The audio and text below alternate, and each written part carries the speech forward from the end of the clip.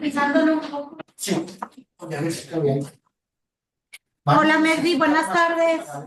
¿Cómo Hola Indy, ¿cómo estás? Ay, me da mucho gusto verte, aunque sea por este medio, Merdi. Mira que Pues estoy sí, y total que no nos vimos, pero ya habrá oportunidad, pronto, por pronto. supuesto que sí, cuenta con ello.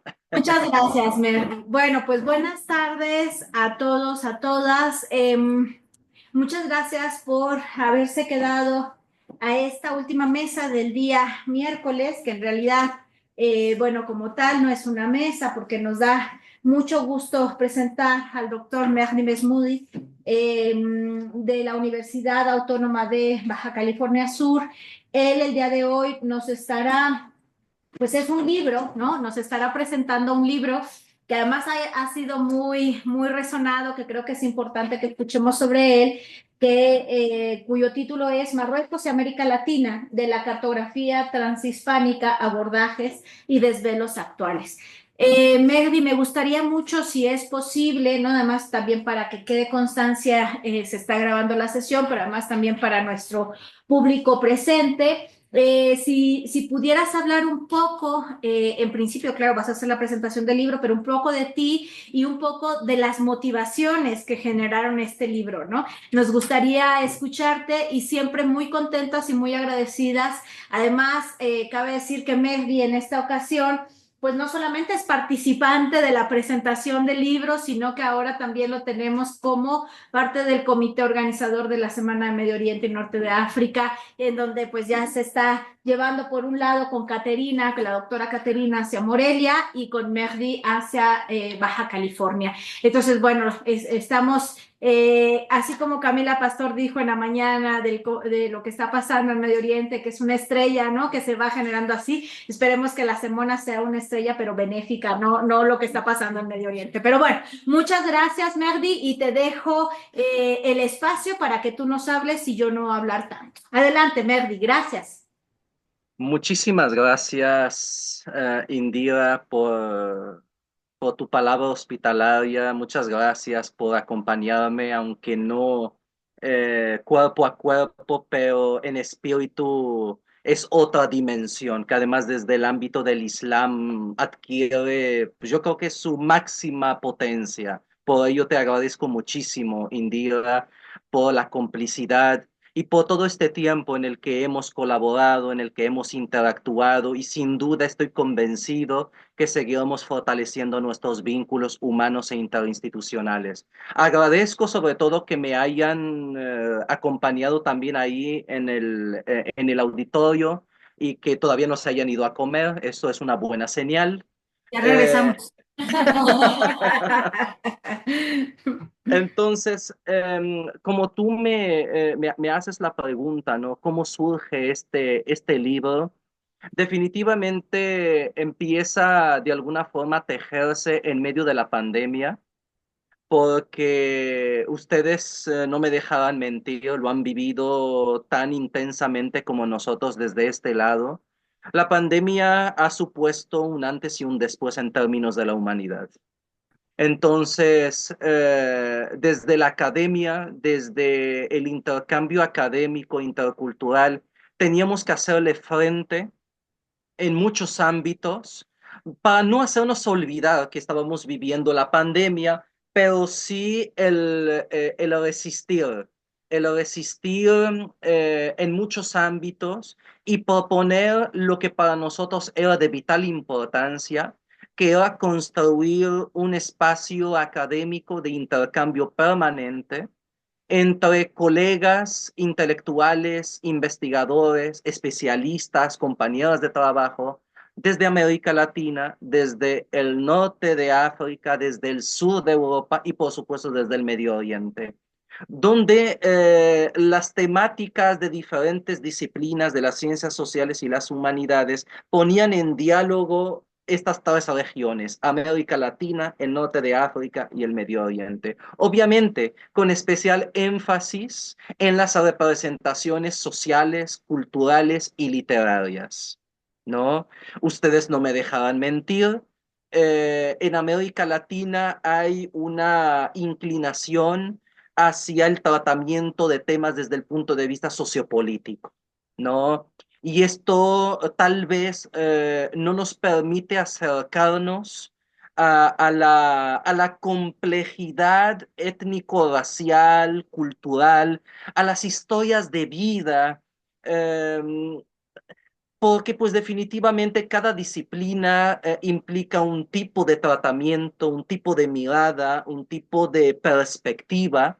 Obviamente no le podemos pedir a un compañero de relaciones internacionales que trabaje de la misma forma que lo hace un historiador, ni una historiadora no le vamos a pedir que trabaje como lo hace una socióloga, ¿no? Entonces cada disciplina tiene las limitaciones de su propio campo, de su propia profesionalización y también la generosidad de las enseñanzas de nuestras maestras y de nuestros maestros, ¿no? Entonces, hay que ser conscientes de ello.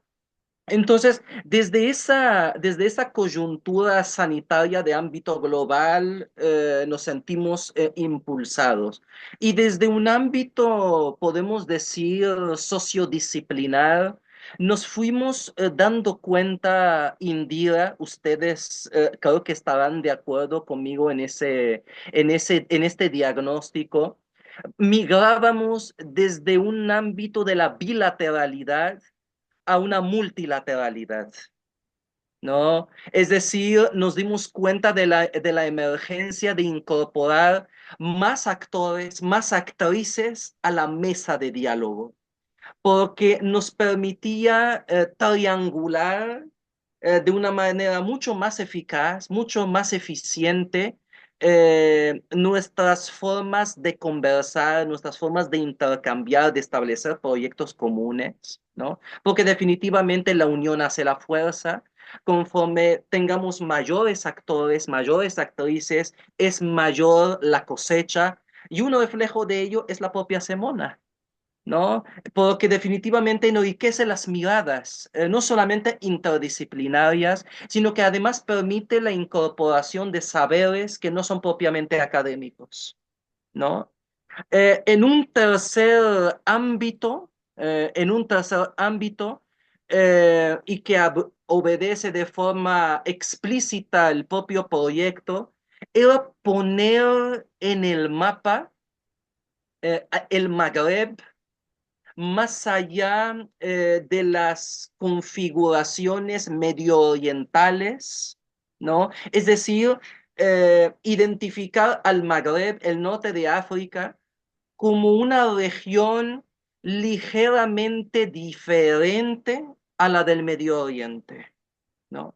Es decir, hay otros vasos comunicantes que se articulan a la hora en que hablamos del Magreb, ¿no? Y se puede, por ejemplo, ejemplificar, ilustrar con la emergencia de lo amazigh en esta configuración regional. ¿Por qué? Porque lo amazigh no entra en juego, por ejemplo, en el Medio Oriente.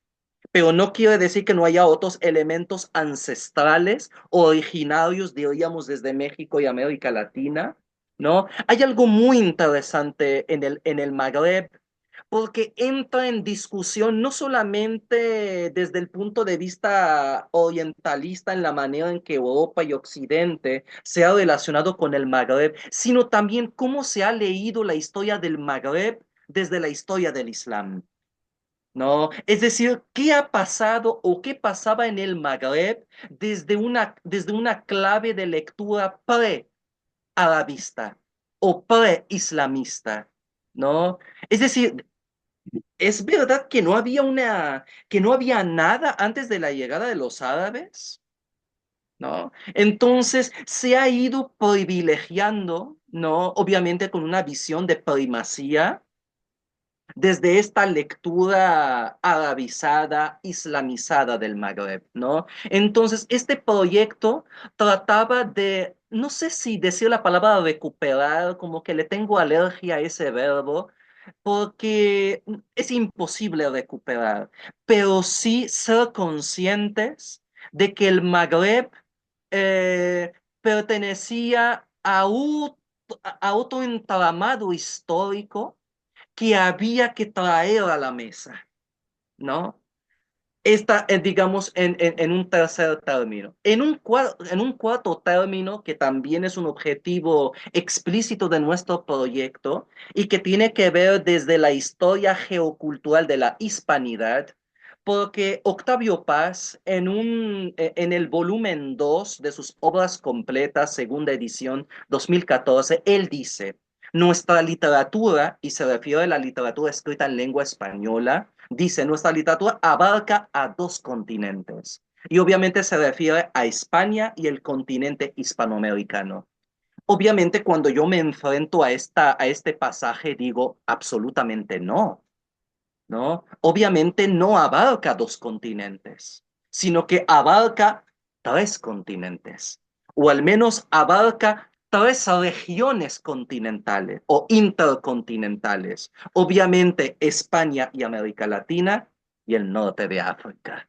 Es decir, ese norte de África hispánico que ha estado presente en la configuración histórico-social, cultural, intelectual de este ámbito identitario nuestro que llamamos hispanidad. Y es ahí donde entra nuestra labor, no solamente de poner en el mapa a Marruecos, sino también a Argelia, Libia, Túnez, porque hay una comunidad indígena, colegas hispanista, que escribe, piensa y publica en español.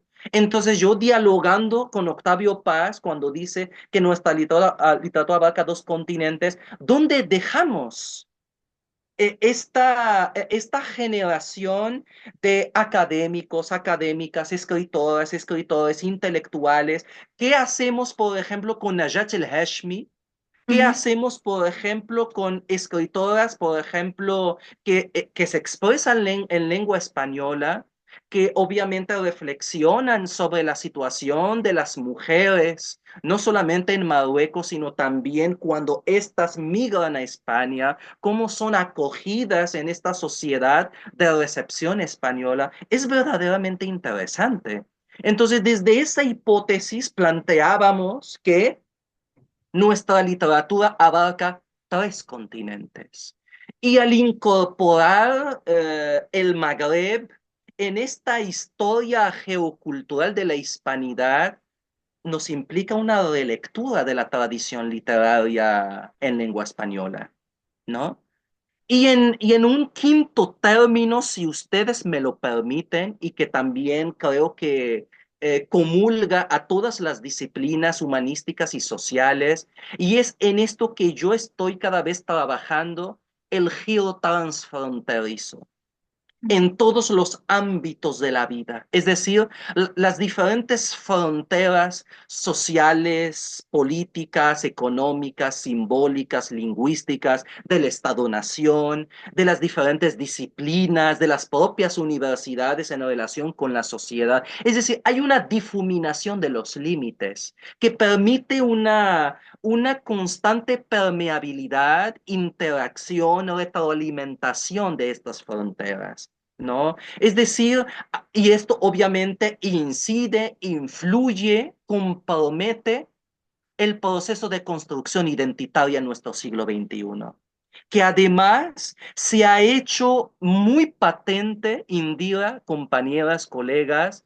a partir de nuestra experiencia de la pandemia. Es decir, cómo lo virtual, es decir, cómo nuestra experiencia cibernética de estar cruzando cotidianamente estos límites de nuestras diferencias nos, nos hace pensar, válgase la redundancia, que tenemos que repensar nuestras categorías, dónde se comprometen las fronteras de unas u otras cuestiones, ¿no? Es decir, había no solamente que hablar en torno a esto que se llama el sur global y del norte global, sino cómo este sur global y norte global se están conectando. ¿no? No sé si respondí, Indira, en primer término a tu primer planteamiento, porque me gustaría que fuera más que un monólogo cansino y agotador, que sea como un intercambio de preguntas, de comentarios, y con base en ello me sigo arrancando. Perfecto, me gusta, Mervi. Yo te agradezco muchísimo porque creo que incluso tú marroquí viviendo en México, ¿no? Tú decías, bueno, todas las disciplinas tenemos ahí también nuestras limitaciones y a veces nos olvidamos de las historias de vida, ¿no? Entonces creo que incluso este libro te está interpelando, ¿no? Desde ser un marroquí, pero además del norte de Marruecos, de la zona tangerina, ¿no? De que además, bueno, vamos a llamarle la zona Tánger Tetuán y al José más TTH, ¿no? Ujú, sí, Y sí. que finalmente llegas a México, a la parte de Baja California Sur, y que es muy interesante, yo siempre lo he pensado con tu historia de vida, ¿no? Que finalmente tocas dos costas. ¿No? Y cómo hasta cierto sentido eso va generando en esa historia de vida la reconstrucción de una identidad. Y creo que una parte que seguramente nos llamará para hacer la lectura del texto es que lo decíamos en una mesa con antelación. Para el caso, por ejemplo, de Marruecos, tú hablas del Magreb completo, no solo de Marruecos, de Argelia también. Pero por lo general hemos tenido dos tipos de historia. La historia a partir del siglo VII, cuando llegan, ¿no? Los árabes y además con un proceso de arabización e islamización al norte de África. Y por el otro lado, también estaríamos hablando de la historia colonial, ya con los franceses, ya con los españoles, pero muy poco reconstruimos lo que había antes del siglo VII, ¿no? Y mucha culpa, lo decíamos con un compañero que está aquí presente, para bien o para mal, también la tuvo Ibn Khaldun, ¿no? Porque hemos tomado un momento histórico con Ibn Khaldun hablando de una característica identitaria que ponía al Magreb incluso como un Magreb menos civilizado, ¿no? Es decir, estaban los Imasigen, pero entonces nosotros les trajimos el arado para que pudieran sembrar, ¿no? Y creo que efectivamente tú decías, no es la idea de la recuperación, a ti te sacaba un poco de ronchas el verbo de recuperación, pero creo que es importante visualizar las historias presentes, ¿no? Y que además se entrelazan, porque no solo son historias superpuestas, sino son historias más bien que se entrecruzan y que se entrelazan y que finalmente van a traer consigo, ¿no? Evitar la lectura, decías, de arabizada o islamizada del Magreb, sino que nos va a permitir además algo que ustedes ponen en el libro y bueno, que pones tú en el libro, que en realidad es la idea de lo transfronterizo, que siempre es pensar incluso que las fronteras son porosas, en las fronteras viajan personas, en las fronteras hay historias, hay encuentros, hay desencuentros y todo ello nos permite crear una identidad. Entonces, en torno a esto y además tocándonos como mexicanos, y tú hablas, que a mí siempre me queda un poco ahí tú decías tres continentes y claro, de pronto tengo la intención y estoy viendo aquí a una próxima africanista que ya también es africanista un poco, de decir, pero también está en Marruecos y la historia del continente africano, ¿no? Es decir, no solamente marcado en Marruecos por el Mediterráneo, sino hacia el sur. Entonces, bueno, con todo esto, lo que te quería decir es que nos platicaras un poco, porque además hablas de la cartografía. Entonces, bueno, cómo se va modificando, se va mapeando, se van creando estas ideas cartográficas que nos hablan, que nos exponen históricamente y además que se están vinculando con la idea hasta cierto punto, ¿no? De los entrecruces que se van a generar entre Marruecos y América Latina, mi querido Mejfi. Entonces, adelante. Qué preguntota, Indira. No sé qué fue lo que fueron a comer, pero qué impresionante. Definitivamente extrañaba estas interlocuciones contigo, Indira. Ya recordaba esos espacios con Moisés Garduño en plena pandemia, recordarás, en el 2020, impresionante. No, lo que planteas, Indira, creo que a esto nos tenemos que dedicar prácticamente la academia, ¿no? Hay que reescribir este patrimonio, si quieren, esta historia de las ideas, hay que recartografiar la historia, porque definitivamente la historia del Islam no es la historia de los árabes.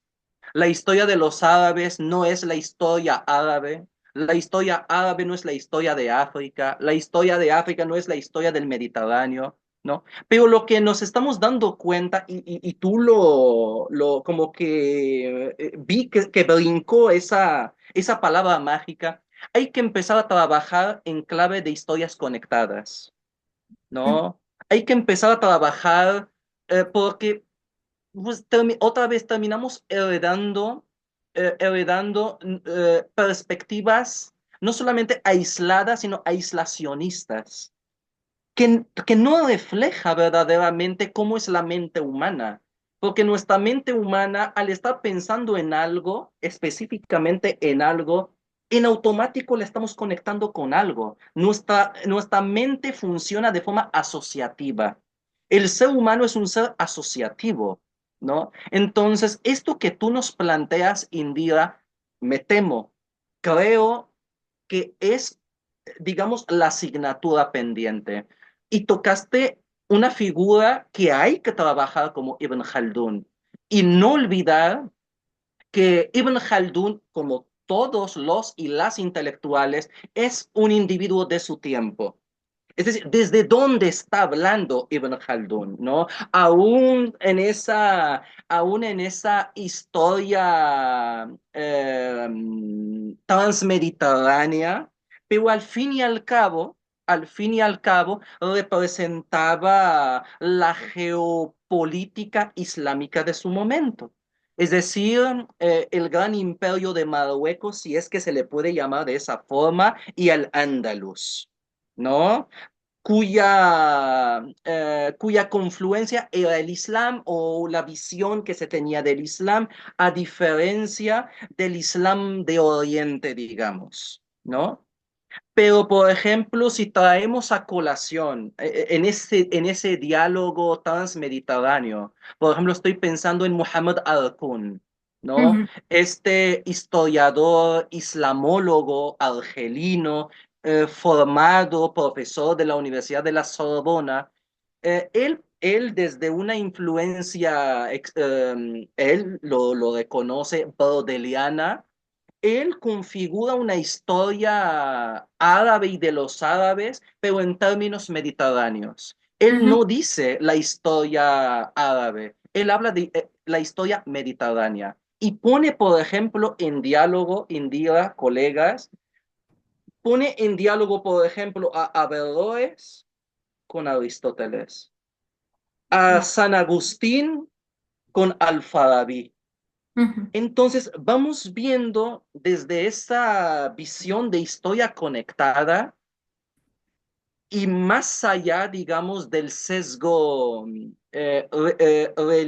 religiocentrista, digamos, y empezamos a concebir tal vez matices que Ibn Khaldun no podía reflejarnos por la propia limitación, en primer lugar, de su tiempo, no olvidar que de alguna forma hablaba en nombre del imperio, ujú. ¿no? Entonces, la figura de Ibn Khaldun es bien interesante, ¿no? Es decir, era vanguardista en ciertos momentos, en ciertos términos de la propia historiografía de su tiempo, pero no podía ir más allá de su propio tiempo, ¿no? Entonces, definitivamente, esto que nos planteas, Indira, de recuperar las historias de vida, creo que estamos interpelando de forma directa a tres disciplinas.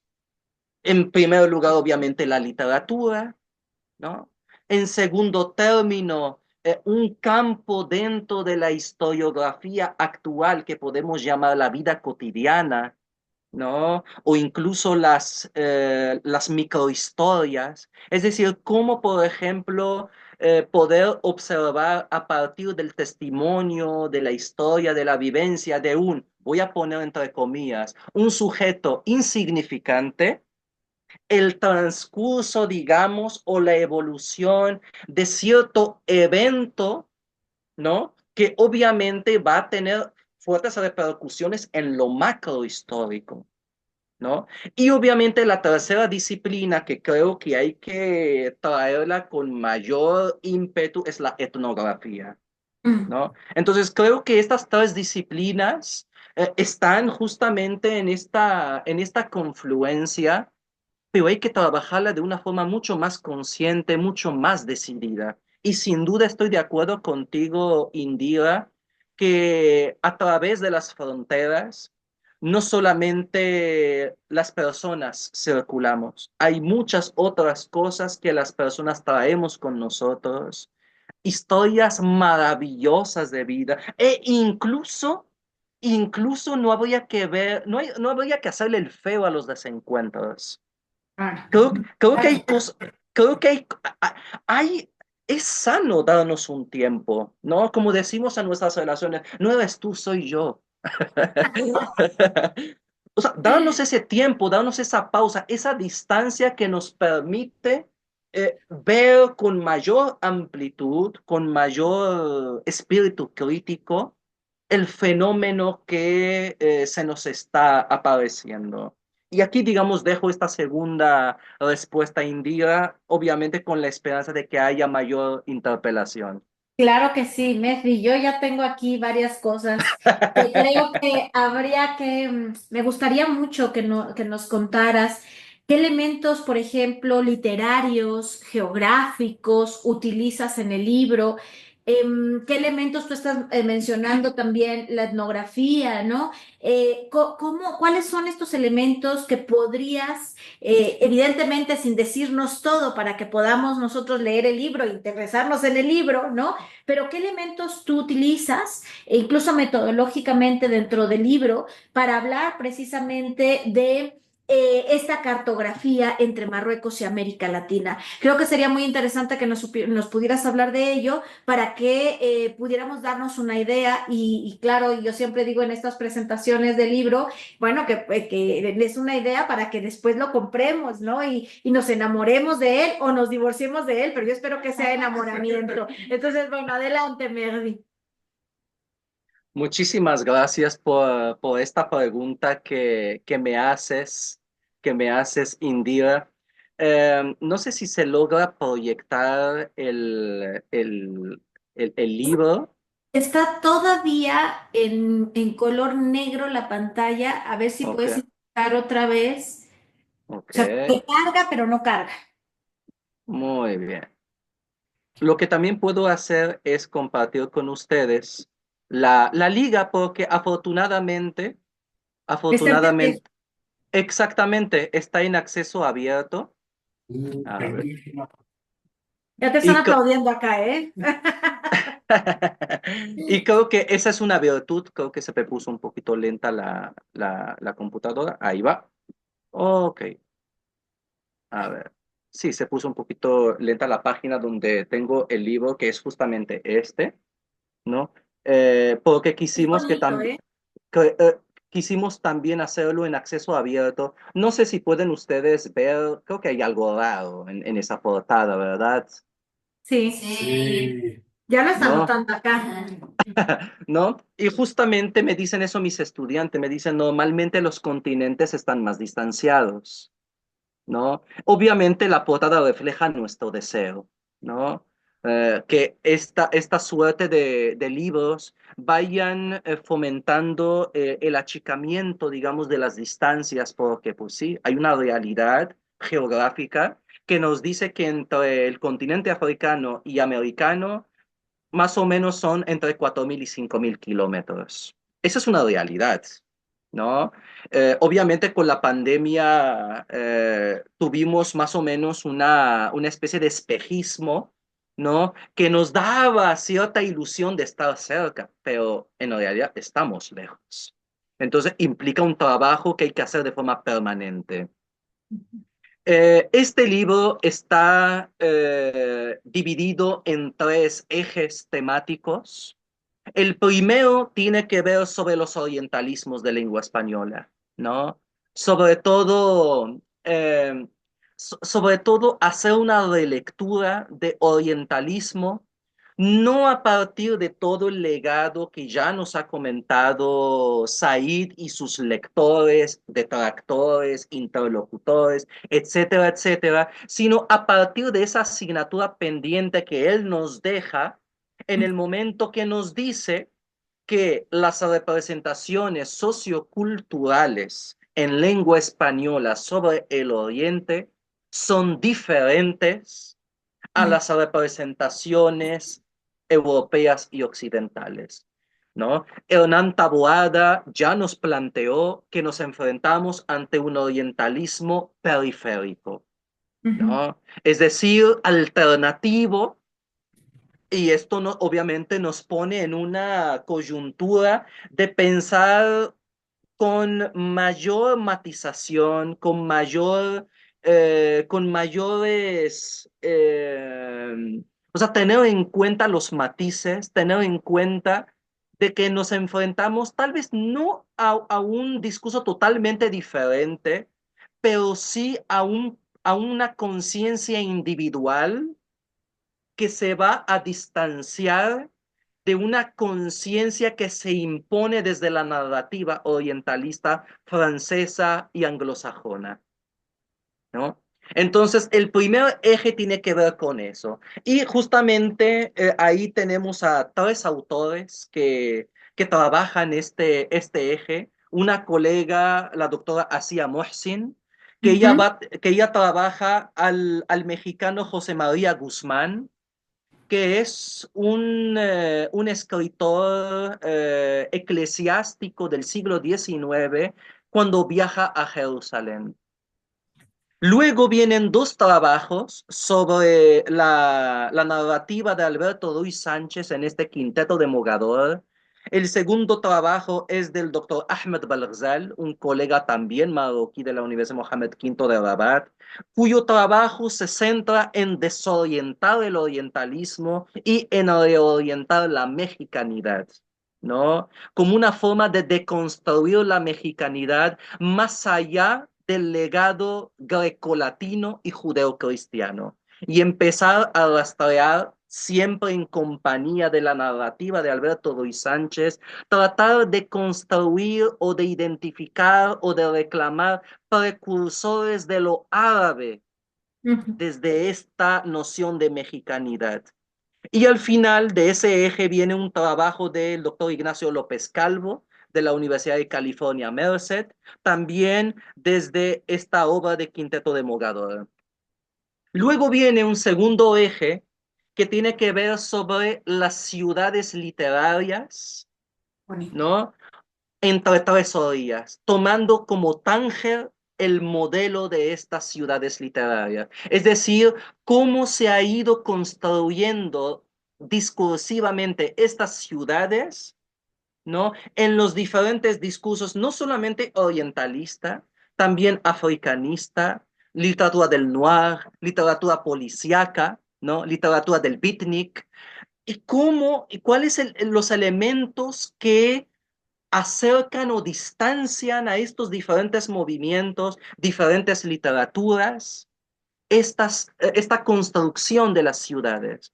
Y es ahí donde, por ejemplo, aparece un texto sobre William Burroughs en Tánger y su noción de interzona, cómo la ciudad de Tánger va a ser conceptualizada por este escritor del almuerzo desnudo, Nake's Lunch, sobre la interzona de Tánger. Luego viene un trabajo de Salvador Oropesa de Clemson University sobre el Tánger internacional a partir de dos autores, Salvador González Anaya y Tomás Salvador, dos escritores españoles. Luego viene un tercer trabajo de Rocío Rojas Marcos de la Universidad de Sevilla, que ella trabaja muy interesante, una novela de un escritor marroquí, tangerino, judío, que además se establece en Colombia, ¿no? Y se llama Rómpase en caso de incendio de Isaac Chocron, ¿no? Es decir, cómo aparece el espacio tangerino en un escritor que deja de vivir en Marruecos y migra a América Latina. Luego vienen dos trabajos muy interesantes que además dialogan entre ellos. Uno de la doctora Randa Gebruni, que habla sobre la literatura marroquí Ujú. que no ha sido traducida al español. Entonces, ¿cómo podemos acceder a esta otra narrativa marroquí sobre la ciudad de Tánger y cómo restituyen esto de la memoria? ¿No? Muy interesante. Y al final, Marta Piña Centella, colega nuestra y también coordinadora de este libro junto con Orlando Gebroni, que hace una recapitulación de todas las obras que han trabajado Tánger como un espacio literario. Y ya como último eje del libro, tiene que ver sobre las representaciones socioculturales en Norte de África, Medio Oriente y América Latina, donde las claves de lectura van desde los estudios postcoloniales hasta los estudios de género, ¿no? Porque son las claves de lectura que ponen en diálogo a estas tres regiones del mundo. Al principio viene un trabajo de la doctora Caterina Camastra, sobre dos autores, uno que es Amin Maalouf en El León el Africano y el otro que es El Morisco de Hassan Urid. Esto para trabajar sobre las representaciones del exilio. Por ejemplo, la historia morisca, ¿no? En la historia compartida de España y Marruecos y pone en vilo otra vez un tema, por ejemplo, dicen hoy en día mis compatriotas, ¿cómo le das la nacionalidad a los descendientes de sefarditas y nosotros no? Entonces hay todo lo que, por ejemplo, Pierre Nora llama el lugar de la memoria, ¿no? Donde historia y memoria nos pone en vilo a los actores y actrices del presente. Luego viene un trabajo del doctor Juan José Bani sobre el protectorado español en Marruecos y las geografías imaginarias con América Latina. Es decir, en el momento en el que los promotores del nacionalismo marroquí empiezan a reclamar la independencia, ¿no? Frente a España y Francia, al mismo tiempo están dialogando con ciertos procesos identitarios de América Latina. Por ejemplo, Abdelkrim el-Khattabi y Ujú. las interpelaciones de ciertos autores como por ejemplo José Vasconcelos, ¿no? Muy interesante, ¿no? Que además Hernán Taboada lo dejó como que, al menos como una especie de, como una invitación a seguir investigando estos temas, ¿no? Luego viene un trabajo de la doctoranda Lubna Balarabi sobre dos escritoras, Sandra Cisneros desde el ámbito chicano y Najat El Hashmi, y Ujú. cómo se van creando literariamente ambas escritoras desde los intersticios. Y al final, un trabajo de un servidor sobre la narrativa de Mohammed Shukri, sobre esta noción que Carlo Ginzburg habla de los seres de la noche. Es decir, cómo la literatura del beat, es decir, los vagabundos, los borrachos, los cocainómanos, va reflejando una sociedad, en este caso tangerina y marroquí, de la que nadie quiere hablar, Trabajadora ¿no? sexual. Exactamente, por ejemplo, ahí aparece la temática de la prostitución, la homosexualidad, la promiscuidad, el alcoholismo, temas tabúes, ¿no? Temas prohibidos en las que nadie puede hablar. Y como Mohammed Shukri, con el uso de una lengua árabe a la que antes no estábamos acostumbrados desde la literatura, empieza a explorar y prácticamente dejándolo al desnudo. No sé si más o menos he respondido a tu pregunta, Indira. Yo creo, Mehdi, que con esto nos has dejado, creo que ese anzuelo, ¿no? Para leer el libro. En principio, digamos, y para comentarlo.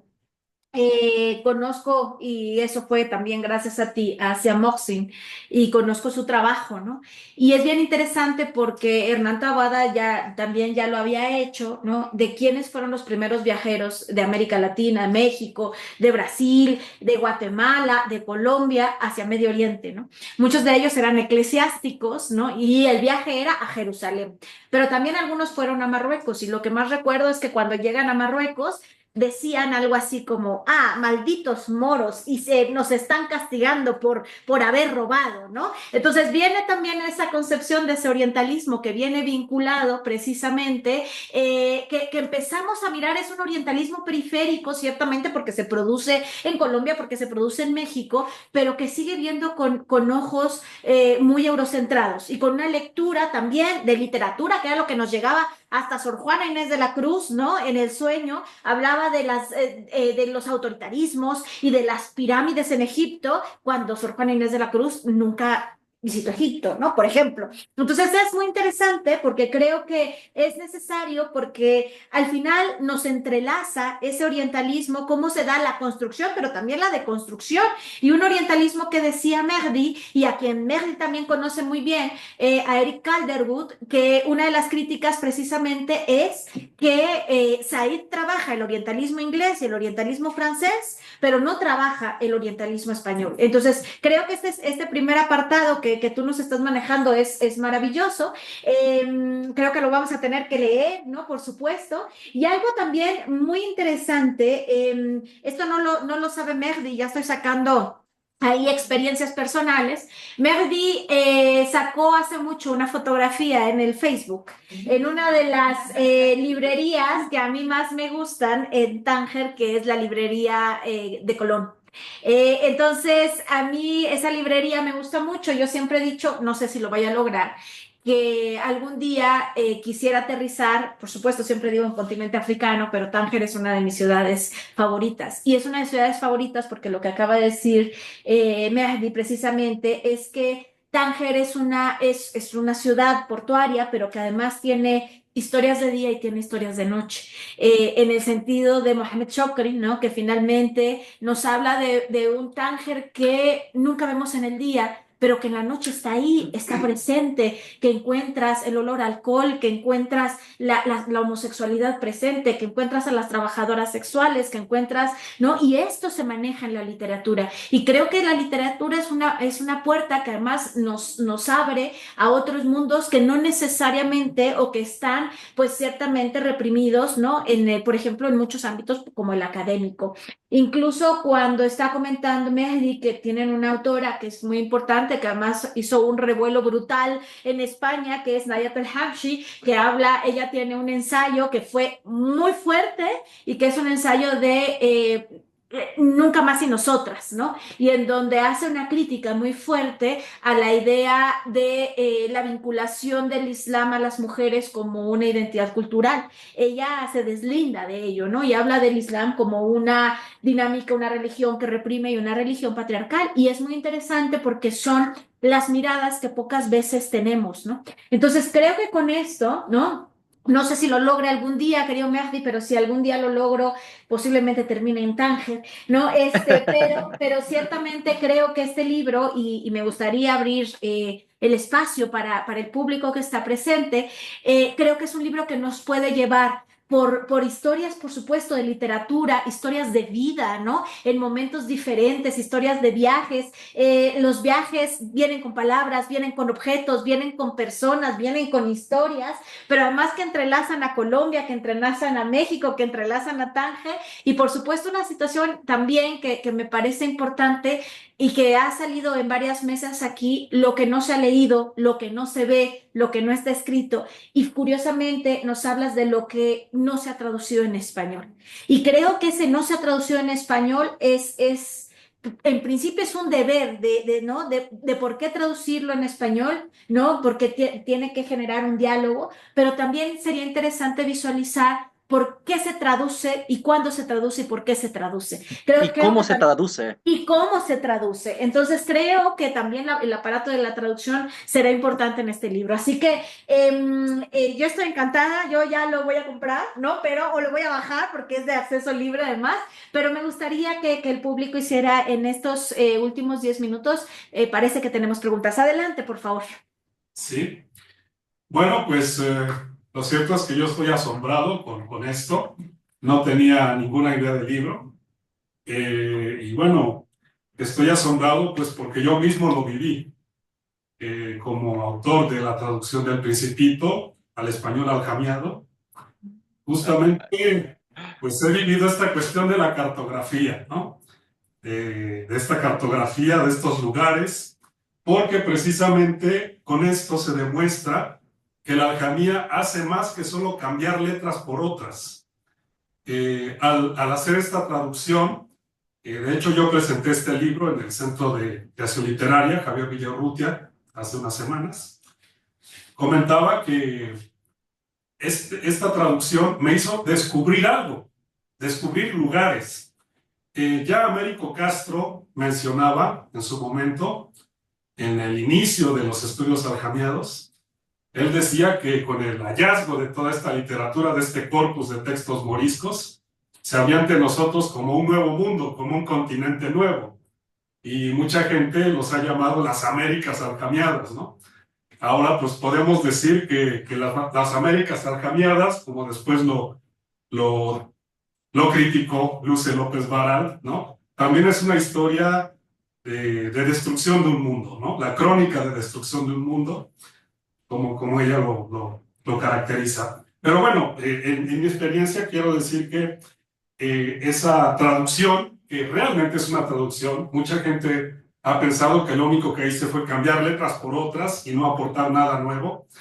No, yo descubrí, por ejemplo, no el asteroide B612, no recuerdo bien el número ahorita, sino el asteroide BA612. O sea, lo traductológicamente correcto hubiera sido llevar al lector al asteroide B612 con B latina, ¿no? Y en algo que yo consideré un error al ponerlo como el BA612, después reflexioné y dije, es que yo encontré otro lugar. También cuando romanicé la palabra para el Sahara, bueno, yo no quise ponerlo con la transliteración, vamos a decir así, simple de la alcamía, sino que yo quise copiar el cuerpo de la palabra en árabe para llevar al lector no al Sahara, sino a este lugar, ¿no? Que no evoca lo mismo para un morisco, para un hispanohablante y para un árabe hablante. Entonces, la verdad es que yo me muero de ganas por leer esto, porque me siento identificado con él y pues, bueno, nada más. Muchas gracias. ¿Alguien más? ¿Alguna otra pregunta? ¿Algún comentario? No, parece que no hay comentarios. No sé si quieras agregar algo más, mi querido Mehdi. Sí, obviamente, Yo estoy obviamente. feliz de que nos hagas partícipes, de este libro, pero adelante, cuéntanos. No, y sobre todo a tenor, en el tenor de este último comentario que me hace resonar cosas muy importantes y tiene que ver también con la herencia de nuestra academia en seguir viendo la traducción como una tarea residual, como una tarea sumamente insignificante que solamente permite el acceso a un texto. Yo creo que la traducción es mucho más que eso. No solamente es una labor de rescate, hay una labor de poiesis, hay una labor de creación, de resignificación, de abrir más vías de comprensión y comunicación. Me encanta cuando, por ejemplo, George Steiner en Después de Babel habla, por ejemplo, de Santo Tomás de Aquino cuando acude al texto de Averroes en el momento en que está comentando a Aristóteles. No olvidemos que Santo Tomás de Aquino es un arabista, lee árabe.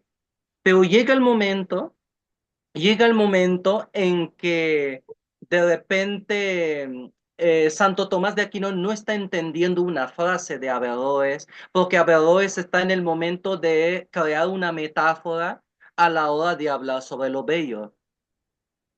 Entonces, ante la incapacidad de comprender, Santo Tomás de Aquino dice, Aristóteles afirma o plantea, ¿no? Averroes dice acerca de Aristóteles sobre lo bello en el sentido de que no es un no sé qué. Y hasta el día de hoy, cuando queremos hablar sobre lo bello o todavía sobre el amor, todavía usamos la expresión el amor es un no sé qué, lo bello es un no sé qué. Pero no es en el sentido de lo inconmensurable, sino de nuestra incapacidad de comprender, o más bien, la incapacidad de comprender que heredamos de Santo Tomás. Entonces dice Steiner cómo a partir de un error de traducción, un error de lectura, ha posibilitado una apertura de sentidos. Entonces, veamos más bien la traducción, y en este caso el ajamía o el aljamiado, como otras estrategias de lectura y de acercar a los lectores a los textos. Porque definitivamente el aljamiado nos muestra de forma patente que la traducción no se hacía de una lengua a otra. Uno. Dos, no se hacía nada más entre dos usuarios. Tres, que a veces la traducción empezaba siempre a partir de los comentarios, no a partir de una obra original. Entonces, no es cierto de que los humanistas nos vamos a morir de hambre. Necesitamos, necesitamos del apoyo de las y de los que apenas se están iniciando y que vayan pensando de forma mucho más estratégica los campos y las disciplinas a las que se quieren dedicar, porque en este ámbito necesitamos su apoyo, porque creo que yo ya me voy, ya estoy de salida. En 20, 25 años ya estamos de salida, pero tenemos que asegurar Espérate lo tantito. siguiente. Sí, pero pensemos en el futuro de una disciplina, de una Sí, institución. O sea, así nos es. manejamos en 25, 50 años. Entonces tenemos que ir preparando el terreno para las futuras y los futuros especialistas, Sí. ¿no? Y no me queda, Indira, que agradecerles por este espacio. Tus preguntas me fascinaron. Por favor, pásame la grabación porque las quiero como que quiero reflexionar, pero en compañía de un texto, Claro. para poder aterrizar de forma mucho más justa a tus preguntas, la verdad, muy puntillosas. Me encantaron, me encantaron. Gracias, Merdi. Te voy a pedir, Merdi, que si nos puedes poner otra vez el libro en pantalla. Ok, Estamos muy contentas, de verdad, de que nos hagas partícipes de esta presentación. Y si nos pone el libro en pantalla, en sus manos, en la pantalla, para decir que, bueno, pues ahí, miren, es más bonito así, Marruecos y América Latina en la cartografía transhispánica, abordajes y desvelos actuales. Una felicitación, un abrazo y muchas gracias por compartir este espacio con nosotros, Mer. gracias a ustedes por su generosa hospitalidad. Muchas gracias. Gracias. Te mandamos un abrazo grande, Merdi. Hasta Hasta luego. luego. Un abrazote. Sí, sí, finaliza.